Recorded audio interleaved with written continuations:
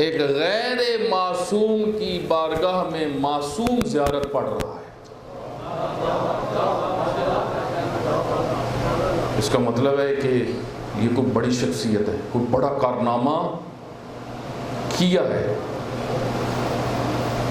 اس وجہ سے بہت سارے زیارت نامے شہداء کے، ان میں سے ایک کی طرف میں آپ کی خدمت میں اشارہ کرتا ہوں۔ چھٹے امام فرماتے ہیں اللہم صلی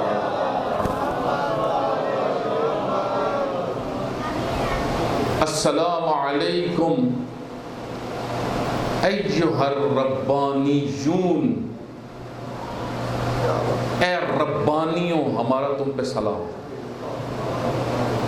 آپ دیکھیں یہ جو شخصیات سید الشہداء علیہ السلام کے ساتھ آئی، اس ماحول کو آپ دیکھیں۔ مکہ بڑی تعداد، مدینہ ٹھنڈیاں ہواواں والے مکتے ہی نہیں،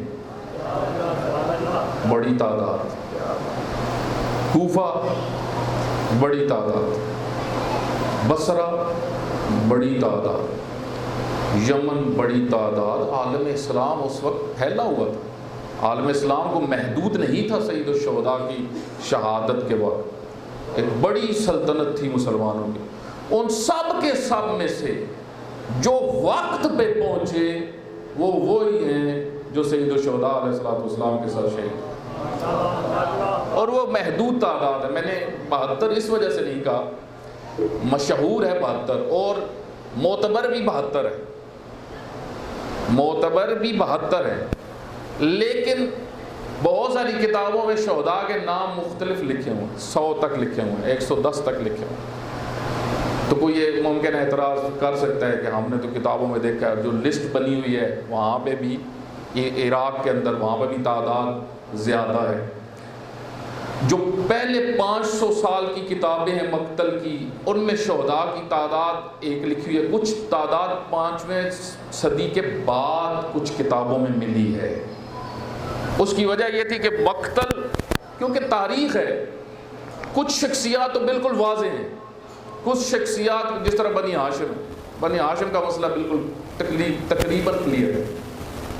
اسی طریقے سے بہت سارے شہداء جس طرح حضرت حبیب ابن مظاہر ہیں، حضرت زہیر ابن کین ہیں، اور بہت سارے معروف نام حضرت جون ہیں جو آپ سنتے رہتے، لیکن بہت سارے شہداء ہیں جن کا نام علم نہیں ہے، ان کی شخصیت بھی نہیں پتہ، ان کا کردار بھی نہیں پتہ، ان کی زندگی بھی نہیں پتہ ایک بڑی تعداد کو، تو ان کا تذکرہ کتابیں بھی لکھی گئی ہیں، تعداد میں اختلاف ہے، یہ میں نے آپ کی خدمت میں عرض کر دیا۔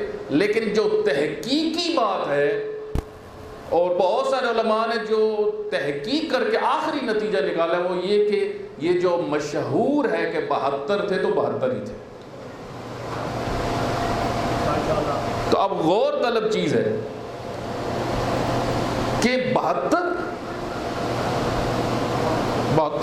کتنی تعداد، اتنے عالم اسلام میں یہ صرف 72 ماننے والے بھی بڑے تھے، کام نکلوانے والے بھی بڑے تھے۔ مدینہ والے جو نہیں آئے حاجتیں ادھر سے ہی پوری کرواتے تھے، توجہ کر، جو نہیں آئے مکہ والے جو نہیں آئے وہ ادھر سے ہی حاجتیں پوری کرواتے تھے، حاجتیں پوری کرواتے تھے، لیکن ناصر امام نہیں بنے۔ اس وجہ سے معصوم نے دوسرا جملہ کیا بیان کیا؟ السلام علیکم، ہمارا سلام ہو آپ پر، یا انصار دین اللہ، اے اللہ کے دین کے ناصر ہو۔ یعنی ایک صلوات پڑھے محمد وآلہ۔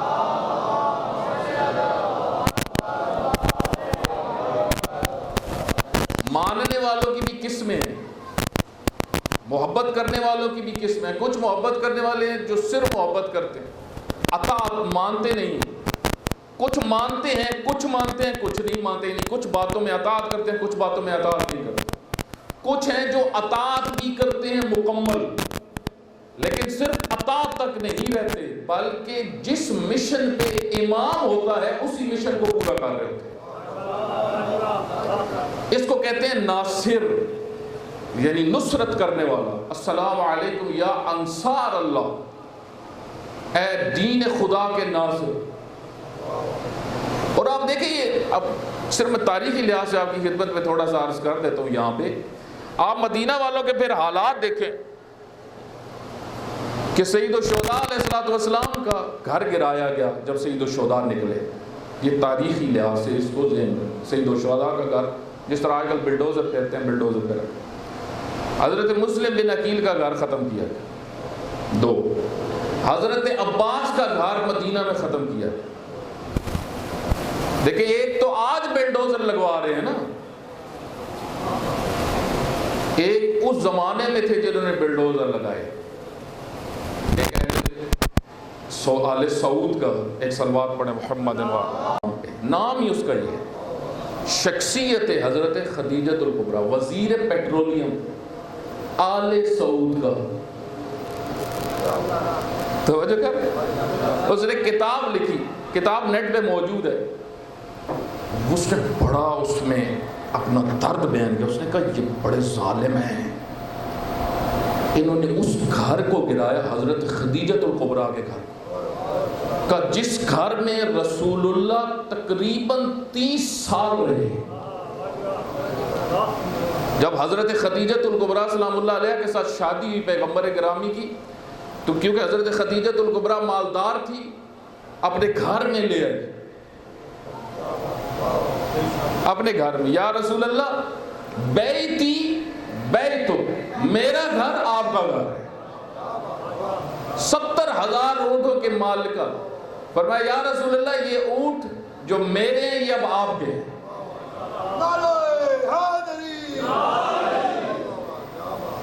اب اس گھر میں رسول خدا جبرائیل آتے تھے. سورہ مزمل آئی, سورہ مدثر آئی, مسلمانوں کے سارے مہم کام وہاں پہ ہوتے تھے.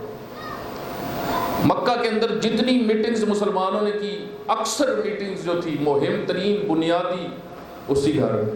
حضرت علی علیہ السلام اسی گھر میں پرورش پائے.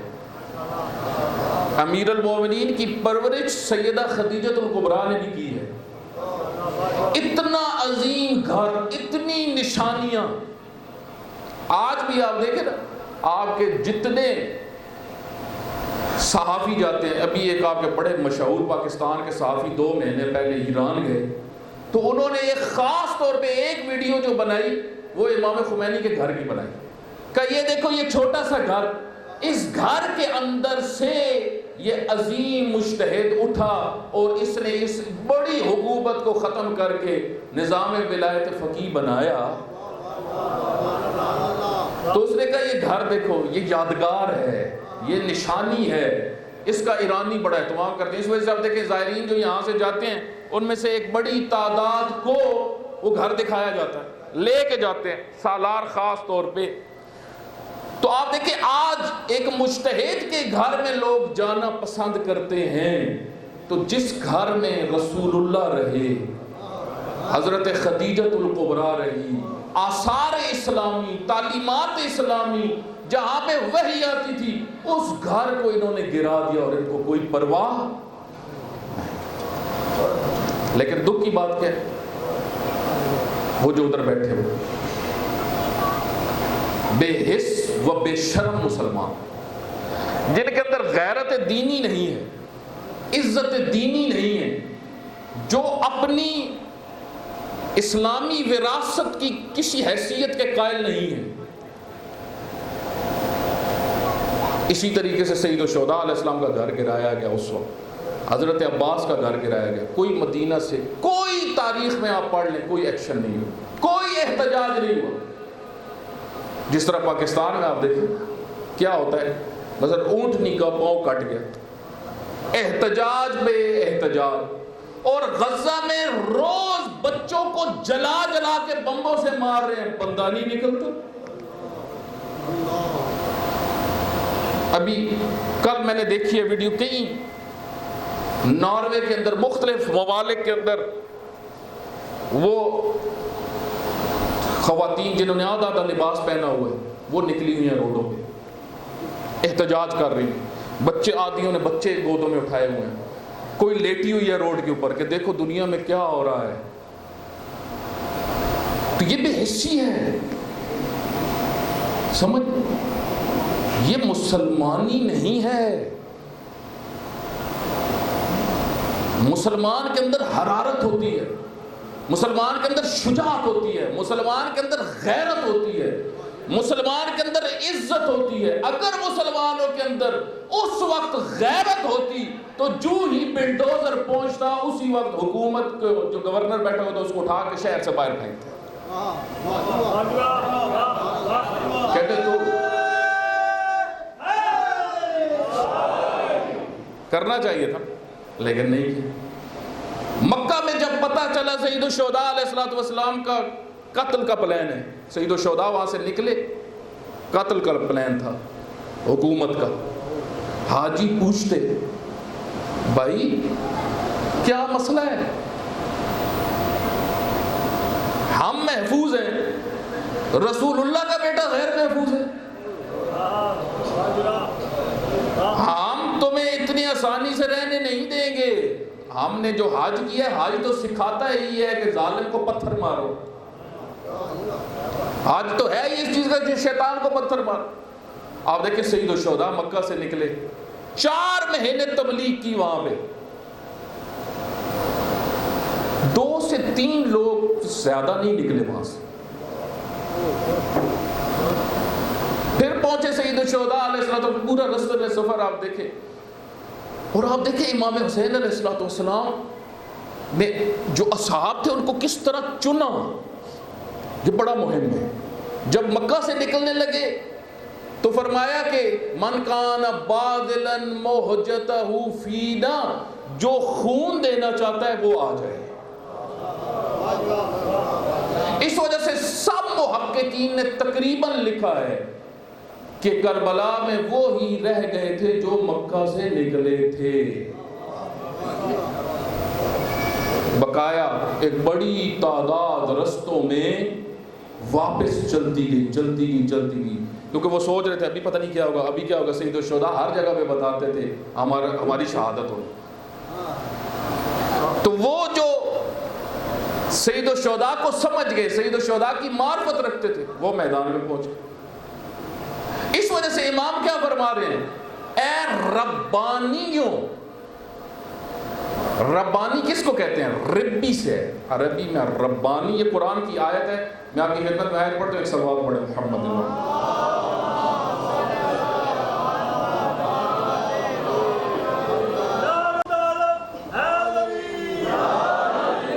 کیا فرمایا سید الشہداء علیہ السلام، امام جعفر صادق علیہ السلام، ایھا الربانیون، اے ربانیوں میرا تم پہ سلام ہو. یہ ربانی کون ہے؟ ربانی ربی، رب والے، رب والے رب. وقعین من نبی قاتل معه الربیون کثیر فما وحنوا. اس کو ذہن میں رکھیے گا، اس آیت پر میں نے تبصرہ کرنا. کتنے ہی نبی تھے جس کو انبیاء کی نہضتوں کا پتہ نہیں، وہ حسین ابن علی کو سمجھ نہیں سکتا. اس وجہ سے جو قرآن کے بغیر حسین ابن علی کو سمجھے گا وہ عقیدت مند تو ہو سکتا ہے، اہل معرفت نہیں ہو سکتا. عقیدت مند ہونا اور ہے، اہل معرفت ہونا اور ہے. ایک صلوات پڑھیں محمد.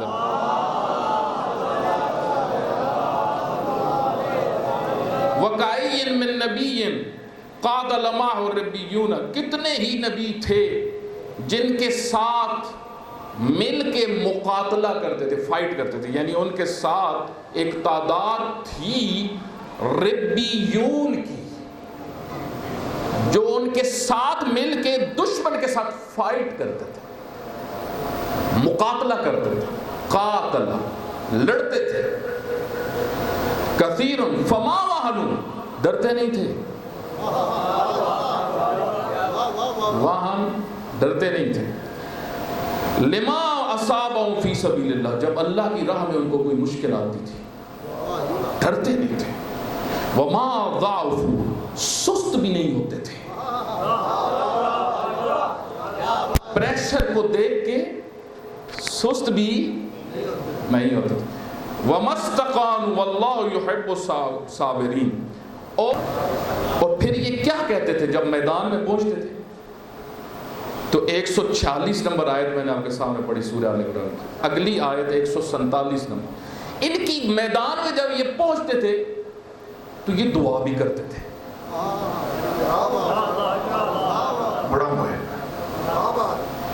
دعا بھی کرتے تھے. جب اصحاب کہف 6-7 پرنسوں کی اولادیں تھیں, بادشاہوں کے بچے, وزیروں کے بچے, جب پورے نظام کے خلاف کھڑے ہوئے تو نکلے کس طرف گئے؟ غار کی طرف. اب پورا نظام خلاف ہو 6-7 لوگوں کے اور پیچھے لگا ہوا ہو, تو اب وہ کیا سوچ رہے تھے؟ انہوں نے وہاں پہ دعا کی, ہے پروردگارا ہمیں ہدایت فرما ایسی جگہ کی جہاں ہم محفوظ ہو جائیں. توجہ, یہ دعا بڑی مؤثر, بہت مؤثر. دیکھیں پہلی چیز ہوتی ہے, یاد رکھیں, اگر آپ نے کوئی کام بھی کرنا ہے پہلی چیز ہوتی ہے ارادہ. کوئی کام بھی آپ نے کرنا ہے, کوئی اچھا کام کرنا ہے, کسی برے کام کو چھوڑنا ہے, سب سے پہلا کام جو ہوتا ہے وہ یہ ہوتا ہے ارادہ. میں نے اس کو چھوڑنا, میں نے سگریٹ چھوڑنا, میں نے ٹائم ضائع کرنا چھوڑنا, میں نے بری محفل چھوڑنی, میں نے بری عادتیں چھوڑنی, میں نے جھوٹ چھوڑنا ہے, میں نے بد اخلاقی گھر میں چھوڑنی ہے, میں نے سخی بننا ہے.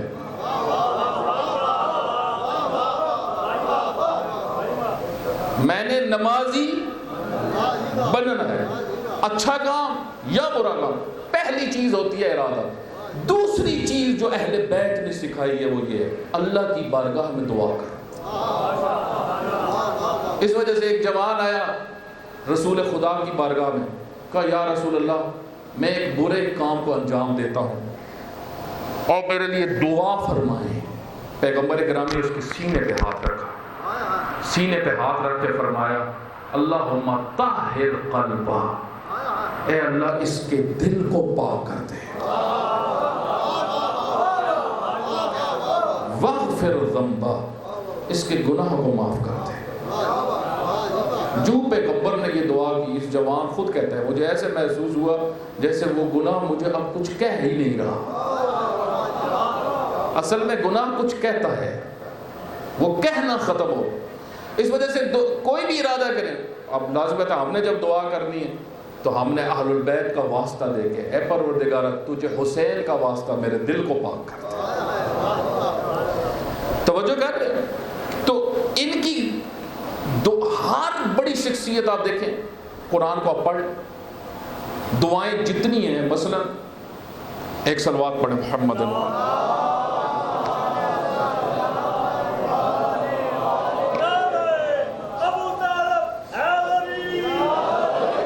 دعائیں جتنی ہیں, اکثر دعائیں میدانوں کی ہیں. طالوت اور جالوت کا واقعہ پڑھیں, سامنے امریکہ, اس وقت کا امریکہ, جالوت, ادھر طالوت چند جوانوں کے ساتھ, ادھر ساری کی ساری طاقت, اسلحہ, سب کچھ, ادھر ہاتھوں میں ڈنڈے سوٹیاں. کیا دعا کی میدان میں جب پہنچے؟ ربنا افرغ علینا صبرا, اے پروردگارا ہم پر استقامت کو اونڈیل دے. افرغ علینا صبر کو اونڈیل دے ہمارے. فرغل, جب کہتے ہیں عربی میں فرغ الماء, برتن کو خالی کر دے. دیکھیں ایک دفعہ میں پانی کو اٹھاتا ہوں تھوڑا سا گراتا ہوں, اس کے لیے فرغ کا لفظ استعمال نہیں کرتا. ربنا افرغ, افرغ کو سمجھے, اے پروردگارا اب جو حالات ہیں تھوڑے سے صبر سے معاملہ نہیں چلنے والا. ربنا افرغ صبرا، رب افرغ علینا صبرا، سارے کے سارے صبر کو انڈیل دے. وثبت اقدامنا، اور ہمیں ٹھہراؤ دے، ڈٹے رہے. اکثر تو یہی ہوتا ہے، ڈٹے رہنا. کیوں علی ہر میدان میں فاتح ہوتے تھے؟ کیونکہ علی ڈٹ جاتے تھے، دوسرے بھاگ جاتے تھے.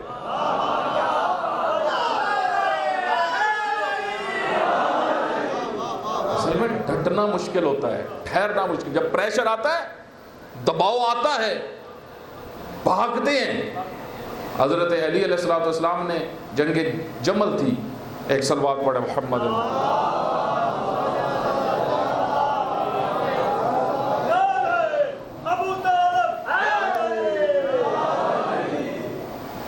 حضرت نے اپنے فرزند حنفیہ فرزند نے، لیکن سید کے بیٹے تھے، امیر المومنین کی بہت ساری شادیاں تھیں. فرزند نے میدان میں بھیجا. توجہ کرے گا، معتبر واقع. جو میدان میں اترنے لگے، سامنے سے تیر آئے. جو تیر آئے، حنفیہ ٹھہر گئے. جب رکے نا، حضرت امیر المومنین قریب گئے، کہ یہ مسئلہ میری طرف سے نہیں ہے، اماں کی طرف سے ہے. مکہ مارا سینے پہ، فرمایا اب مجھے دیکھنا حملہ کیسے کرتے ہیں. جب گئے تو سیدھا دیکھا حضرت حنفیہ نے تھوڑی دیر کے بعد کہ بابا اس دشمن لشکر کے درمیان میں کھڑے ہوئے تھے. اس کو قرآن نے بھی بیان کیا. اسی منظر کو میں بیان کروں گا. توجہ کریں، اصل ڈٹنا مشکل ہوتا ہے. پریشر کو قبول کرنا ہر کسی کا کام نہیں ہے. اس وجہ سے مرحب کوئی زیادہ باتیں نہیں کرتا تھا، وہ صرف جب میدان میں اترتا تھا اس کا روب اور دبدبا اتنا تھا کہ اس کے روب کے پریشر کو کوئی آگے سے برداشت نہیں کر سکتا تھا. وہ نام لیتا تھا، لوگ بھاگ جاتے تھے. یہ حقیقت ہے. شخصیت ڈر جاتی تھی. اس وجہ سے پیغمبر گرامی نے کیا فرمایا؟ کل علم اس کو دوں گا جو قرار ہے. قرار کس کو کہتے ہیں؟ ٹھہرتا ہے. اور عجیب ہے، یہودی بڑے خبیث ہیں، بڑا جانتے ہیں.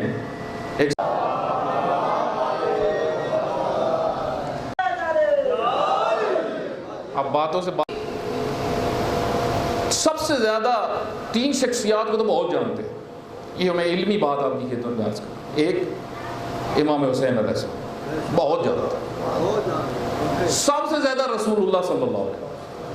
تیسرے نمبر پہ امام مہدی علیہ السلام بہت گہرا جانتے ہیں. علی علیہ السلام ان کو اس وجہ سے نہیں بھولتے کیونکہ ان کو پتہ ہے علی نے ہمارا خیبر اکھاڑا ہے. توجہ کریں، بھولتے نہیں. لیکن اتنا تاریخ میں نے معتبر کتابوں میں پڑھا ہے کہ جب حضرت علی علیہ السلام پہنچے نا در پہ، اس وقت کے مطابق جس طرح آج اسرائیل کی آپ دیکھیں یہودیوں کی سیکیورٹی بڑی معروف ہے، پوری دنیا میں وہ اپنا اسلحہ بیچتے ہیں، حفاظتی اسلحہ، سیکیورٹی والا اسلحہ. یعنی ہمیں میزائل نہیں گرا سکتا، ہمارے شہر میں میزائل انٹر نہیں ہو سکتا. ہمارے پاس ایسا نظام ہے، ایسا اسلحہ ہے، ایسا سیکیورٹی سسٹم ہے کہ کوئی چیز انٹر، اس کو وہ بیچتے ہیں.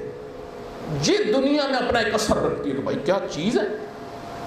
ٹھیک، اس زمانے میں آپ پڑھیں، ان کے قلعے تھے. یہودی شروع سے اسپیشلسٹ ہے. ان کے قلعے تھے، 7 قلعے تھے جو خیبر کے. ان میں ایک تھا قموس پہ مرحب تھا. دوسرے مسلمانوں نے فتح کر لیے تھے، قموس فتح نہیں ہو رہا تھا. دروں کے اوپر خاص نظام تھا، سیکیورٹی اس وقت فل تھی ان کی جس طرح ہے. جب پہنچے نا حضرت علی علیہ السلام دروازے پہ، تو ان کا اصول تھا، وہ پوچھتے تھے کون ہے. جو سیکیورٹی گارڈ اس زمانے کے مطابق تھے وہ پوچھتے تھے آپ کون ہیں. تو حضرت علی علیہ السلام نے جب بیان کیا علی ابن ابی طالب، تو یہ معتبر میں آپ کی یہ بڑی گہری بات ہے، معتبر کتابوں سے عرض کر رہا ہوں. تو وہ سیکیورٹی گارڈ نے کہا وہ آ گیا ہے جس نے تمہیں ختم کرنا ہے.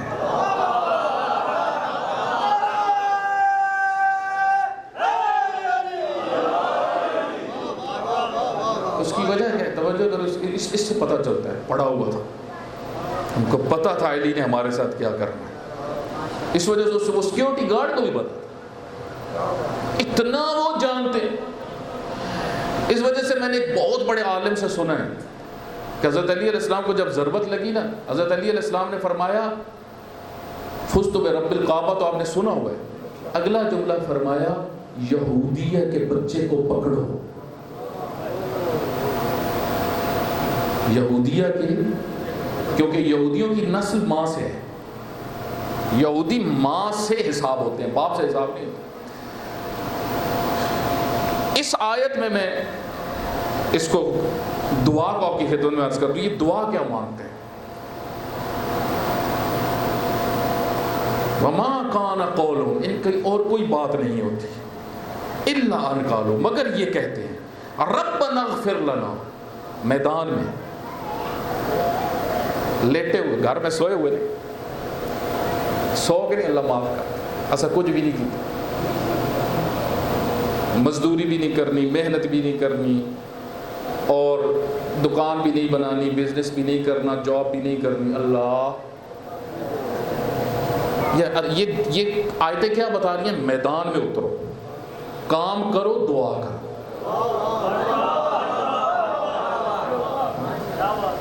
ماؤں کو بھی یہ سیکھنا چاہیے کہ بچے کو اٹھا کے ٹائم پہ نکالیں، پھر دعا کریں. نہیں یہ کہ جی سون دیو اللہ دیسی، اس طرح اٹھائیں اس کو، بھیجیں، کام کرو، کماؤ، پھر ماں بیٹھ کے دعا کرے، مصلی پہ بیٹھ جائے، اے اللہ اس کو رزق حلال وافر عطا فرما. پھر اللہ کہے گا ہاں اب صحیح دعا مانگی ہے.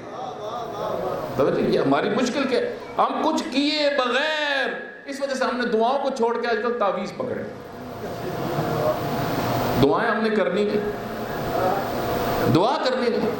دوسروں کو مولانا صاحب دعا کرتی، اور مولانا کو پتہ نہیں بجلی کے بل نے کتنی ٹینشن دی ہوئی ہو، مولانا کو کس کا یاد رہتا ہے نہیں رہتا، اپنی کتنے مسائل ہر شخص کے.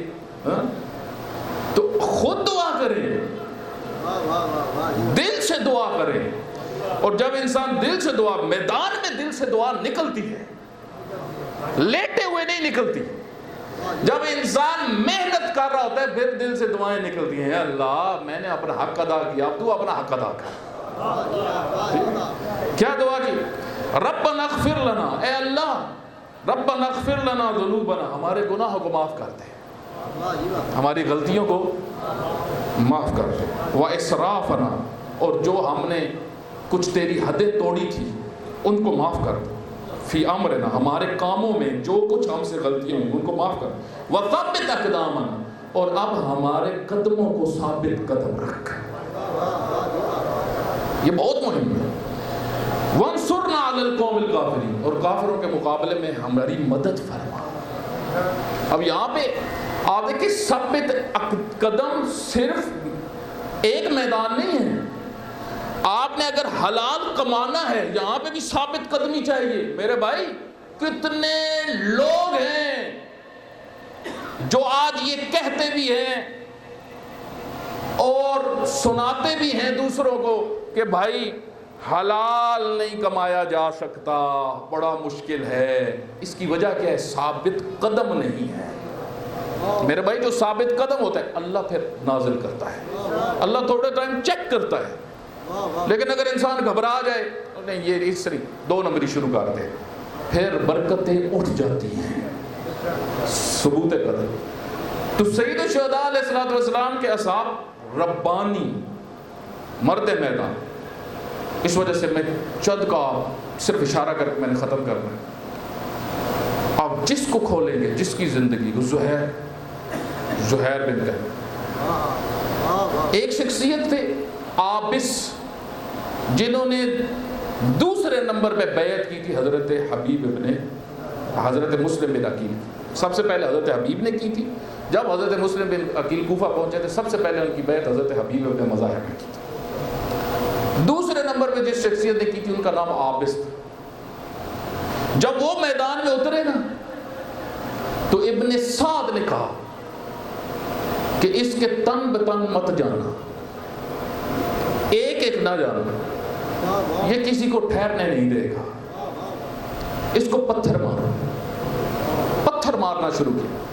حضرت عابس کو جب پتھر لگے تو زرہ ہوتی ہے دفاع کے لیے جنگجو, زرہ کو اتار کے پھینکا. کہا تم کیا سمجھتے ہو میں ان پتھروں سے ڈرتا ہوں؟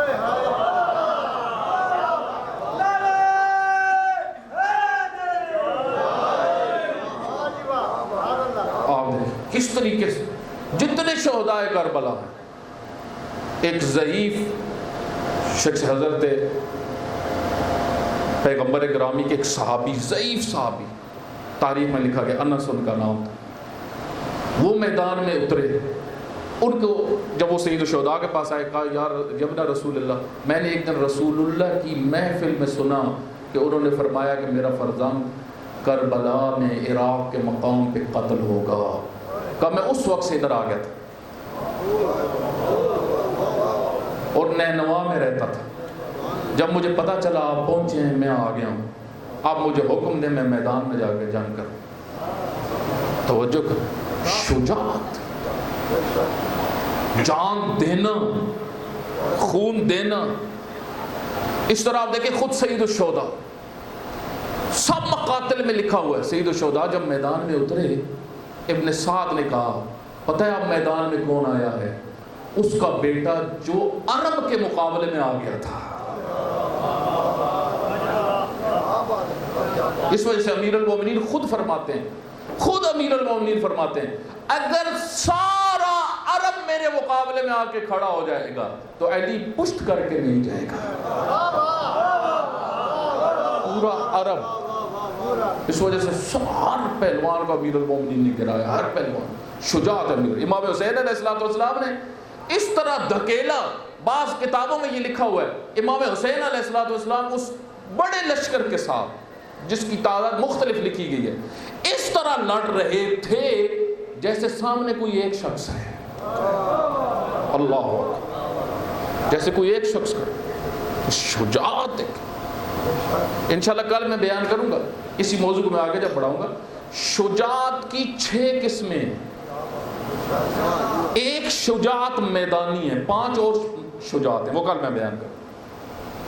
تو عزیزان گرامی بس میں نتیجے کی طرف, ربانی, رب والے شجاع ہوتے, رب والے غیرت مند ہوتے, رب والے عزت مند ہوتے. جب انسان اللہ سے جڑتا ہے طاقت آتی ہے انسان کے وجود. آپ دیکھیں خود نماز, میں نتیجے کی طرف جا رہا ہوں, زیادہ وقت نہیں لوں گا آپ کا, نتیجے کی طرف جا رہا ہوں. دیکھیں توجہ کریں. ربی سے ربانی. بعض لوگ ہوتے ہیں ملی, فارسی میں ایک تعبیر استعمال ہوتی ہے ملی, قومی ہم جس کو کہتے ہیں. بعض لوگ قوموں کے لیے ہوتے ہیں, قوم کے ساتھ, اپنی برادری کے ساتھ مخلص. ٹھیک, سب کچھ برادری کے لیے کرنے کے لیے تیار, چاہے اللہ اس چیز سے منع کرتا ہے چاہے روکتا ہے, اس کو وہ کہتا نہیں اصل برادری کیا کہہ رہی ہے. یہ کہ ملی. مثلا امام حسین علیہ السلام نے بصرہ خط لکھا 6 لوگوں کو, خط لکھے. عوام کیا دیکھتی تھی؟ توجہ کریے, بڑی مہم چیز میں عرض کر. کیوں نہیں آئے کوفہ کے لوگ؟ عوام دیکھتی تھی ہمارا سردار کیا کہتا ہے, ہمارا سردار کیا کہتا ہے. جو سردار کہے گا ہم نے وہی کرا. یہ قبیلہ سسٹم نے جہاں پہ فائدہ اس کا ہوتا ہے, اس نے اتنا نقصان دیا کہ آپ دیکھیں امام حسین علیہ السلام کو تنہا کرنے میں اس قبیلہ سسٹم کا بہت بڑا ہاتھ. قبیلہ سسٹم, قبیلے پورے کے پورے چند لوگوں کے ہاتھوں میں تھے. اس وجہ سے ایک جوان جب آیا سید الشہداء نے اس سے پوچھا کیا حالات ہیں کوفہ کے؟ اس نے کہا سارے مؤثر لوگ قبیلوں کے سردار وہ آپ کے خلاف اکٹھے ہو گئے. مالدار آپ کے خلاف اکٹھے ہو گئے، یہ دو طبقے آپ کے خلاف اکٹھے ہو گئے، یعنی اب عوام کے ہاتھ سے بات نکل چکی ہے۔ لیکن آپ دیکھیں انہی میں تھے ہلال بن نافع، وہ نکلے کیوں؟ انہوں نے کہا بھائی قبیلے کا سردار اس وقت تک ہوتا ہے جب تک حسین کی مان رہا ہو، جب تک اللہ کی مان رہا ہو، وہ جب اللہ کی نہیں مان رہا۔ عالم آپ دیکھیں سلیمان بن سورت خزائی اچھی شخصیت ہے تاریخی لحاظ، بعض مشکلات ان میں تھی، امیر المومنین کی ایک دو دفعہ انہوں نے نافرمانی بھی کی۔ سلیمان بن سورت خزائی بڑا نام ہے، بڑا۔ امام حسین علیہ السلام نے جو خط لکھے، آخری خط جو لکھا ہے کوفیوں سے ناراضگی کا، اس میں اس کا نام بھی لکھا، اور اس وقت امام بہت ناراض تھے کہ تم لوگوں نے کیا کیا ہے، کتنی سستی کی ہے تم لوگوں نے۔ توجہ کریں، اس کے پیچھے 4000 لوگ کھڑے ہوئے تھے، جو بعد میں قیام توابین ہوا، توبہ کرنے والے اٹھے، ان میں یہ سلمان بن سورت خزائی ہیڈ تھا۔ رفاع بن نجبہ، رفاع نے خود تقریر کی، اس نے کہا حسین نے ہمیں بلایا، ہم نہیں گئے۔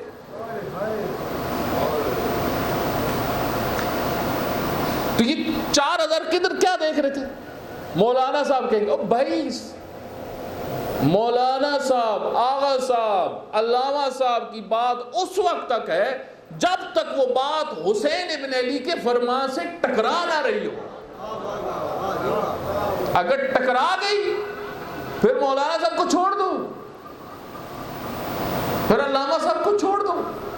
دیکھو علامہ صاحب اللہ کی امام حسین کے فرمان کو سنا رہے ہیں، امام حسین علیہ السلام کا حکم پہنچا رہے ہیں یا نہیں پہنچا رہے۔ جب حضرت مسلم بن عقیل آئے، حبیب بن مظاہر بیعت کر رہے ہیں، امام حسین علیہ السلام نے خط لکھ کے بھیجا، خط میں واضح لکھا کہ ان کی بیعت کرو، لیکن کہہ رہے تھے نہیں وہ خود آئے امام۔ تو ہم بھائی آپ کو امام لکھ کے بھیج رہے ہیں کہ میں اس شخص کو، مسلم بن عقیل اپنے بھائی کو بھیج رہا ہوں، تو یہ بیچ میں کون آیا ہوا ہے؟ آپ دیکھیں جو تاریخی لحاظ سے امام حسین علیہ السلام کے قتل میں ایک شخص جو آپ سنتے بھی رہتے، قاضی شریح، کون تھا؟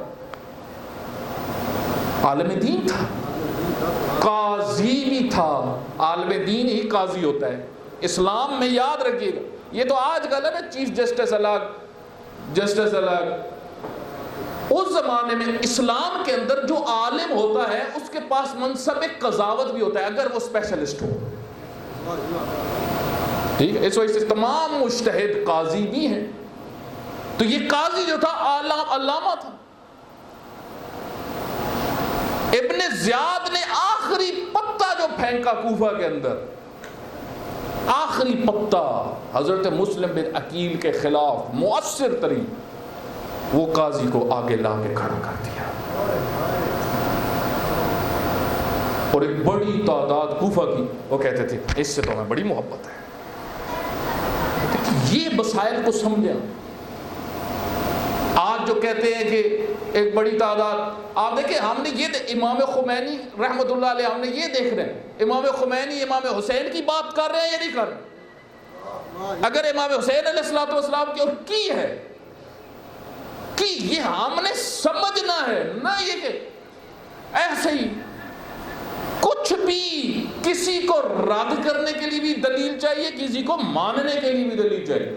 اس وجہ سے امام خمینی رحمۃ اللہ علیہ جتنے اچھے مراجع ہیں، علماء ہیں، بزرگان ہیں، جن کی تقلید ہوتی ہے یا جن کی تقلید نہیں ہوتی، یہ سب کے سب عالم ہوتا ہی وہ ہے جو معصوم کی بات سنائے، جو اپنی سنائے وہ علامہ تھوڑی ہوتا ہے۔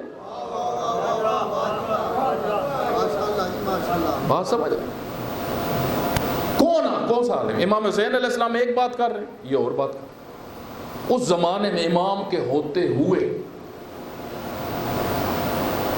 تو اصل میں کیا ہے کہ روحانیت، شجاعت، بصرہ میں خط گیا، بس میں کل انشاءاللہ اس بات کو بڑھاؤں گا۔ بصرہ میں جب خط گیا، ایک خاتون کے گھر میں میٹنگ ہوئی، ماریا ان کا نام تھا، ماریا۔ بصرہ، میں نے کل آپ کی خدمت میں عرض کیا تھا کہ بصرہ وہ شہر ہے کہ جس کے متعلق معصوم فرماتے ہیں جو رویا نہیں ہے، یعنی بصرہ دشمنان اہل البیت کا شہر تھا، اس شہر کے اندر جب امام کا خط آیا تو ایک دفعہ ہلچل مچی کہ امام دیکھیں، امام نصرت مانگ رہے ہیں، بھائی آؤ، یہ چھوٹی بات نہیں ہے۔ ابو الحسن صاحب آ جاؤ، یہ بہت بڑی بات تھی، اس کو ذرا درک کر۔ میٹنگ بیٹھی، امام نے جو خط لکھا تھا اس میں ایک شخص جس کا نام لکھا ہوا تھا امام نے، منذر بن جارود، کیونکہ یہ بڑا نام تھا، امام نے جتنے بڑے نام تھے ان کو کہا تھا کہ آؤ، ہر کسی کو۔ اس کی یہ سسر تھا ابن زیاد کا۔ امام نے جو خط لکھ کے جس کو بھیجا تھا وہ سلیمان ان کا نام تھا، یعنی سفیر امام حسین جو بصرہ میں گئے تھے، ان کا نام کیا تھا؟ سلیمان۔ منذر کے پاس جب سلیمان گئے تو یہ منذر اتنا بزدل تھا، یہ سلیمان کو پکڑ کے سیدھا ابن زیاد کے پاس لے گئے، کہا کہ بعد میں جب اسے پوچھا کہ اس نے کہا مجھے شک پڑ گیا تھا کہیں ابن زیاد نے میرے پیچھے جاسوس بھیجا، جس طرح بات ہے لگتا ہے جاسوس سارے ساڑھے پیچھے ہی ڈر کے مر رہے ہیں بات اس طرح، اور اس کی وجہ سے آپ دیکھیں قتل ہو گئے، حضرت سلیمان کا قتل ہوا وہاں، ابن زیاد قتل کر کے، یعنی وہاں پہ ایک شخصیت موجود تھی، ان کا تاریخوں میں نام لکھا ہے، توجہ کریں، ان کا نام تھا یزید بن مسعود۔ اس زمانے میں یزید بہت سارے لوگوں کا نام تھا، وہ اس زمانے میں تو نام تھا، یہ تو آج یزید کے ساتھ لعنت جڑ گئی ہے، اس زمانے میں تو نام تھا۔ تو یہ اٹھا، اس کو ایک شخص نے کہا کدھر جا رہے؟ محاصرہ ہے، باہر کوئی نہیں نکل سکتا۔ اس نے کہا مجھے ایک بات بتاؤ، جان دینا آسان ہے یا نکلنا؟ نکلنا آسان ہے نا، جان دینا تو اس سے بڑا کام ہے۔ کہا میں جان بھی دے سکتا ہوں، تو یہ نکلنا تو کوئی بڑا کام ہے ہی، یعنی جو جان دے سکتا ہے وہ یہ ارادہ نہیں کر سکتا کہ میں نے حصار توڑا۔ حضرت ہلال بن نافع نے حصار توڑا، حضرت حبیب ابن مظاہر حصار توڑ کے گئے۔ میرے بھائی آپ ذرا اس کوفہ کے حالات کی، آج ہمارے یہاں لوگ واقع کوفی لا یوفی ہیں، کوفیوں نے بے وفائی کی، لیکن یہ بات کرنا بڑی آسان ہے۔ ذرا تھوڑی دیر بیٹھ کے اس ماحول کو پڑھیں کہ امام حسین بلا رہے تھے، اور اس وقت کا ظالم حاکم ابن زیاد جس کا نام سن کے لوگ گھروں میں داخل ہو جاتے تھے، وہاں پہ بڑے بڑے رہ گئے میرے بھائی، اگر ربی نہ ہو، اگر رب والا انسان نہ رہ جاتا ہے، پاک روح نہ ہو، پاک روح نہ ہو، انسان اپنے وقت کے امام کے ساتھ کھڑا نہیں ہو سکتا۔